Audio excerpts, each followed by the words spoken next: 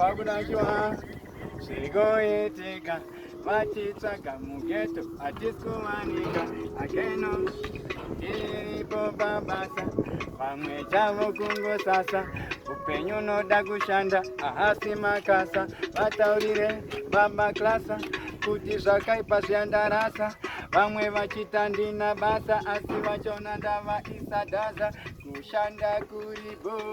tichisazvimapo vazvona ndiri palo vachanodaira vachangonoti yelo udirirai unondiona ndinashingirirai mangwana ndenge ndinagamuchirai vachazviona kuti inansiwai ndichishanda kudai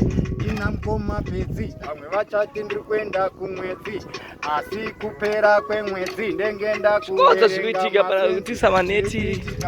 tiri kutorima miti vamwe vachita chatsva mbiti vamwe vachiti uyo muchiti asi ndovaudza kuti terera bhiti ehe takarova zvimahovhorosi vamwe vakarova zvimagulovhosi mangwana tokwanisa tenga bhuruvhosi ozviona kuti ini ndopinda zvefosi ati vamwe vane mafoshoro unoona kuti upenyu mutoro ndopaninoti chitororo aiwa svikaipa sando vane sando vachazviona ndavapa sando ndini future wekwafambo aiwa ini ndinenge rambo ndingesvika ukanoti pinjisi ini ndobva ndati handisi bhonjisi oyoona asi maranjisi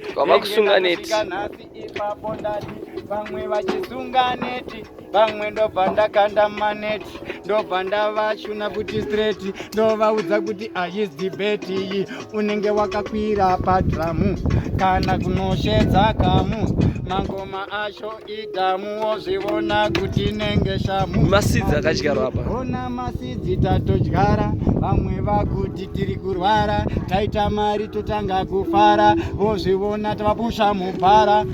tengitazotaura zvedu tangura television hadisi painting respect yo my way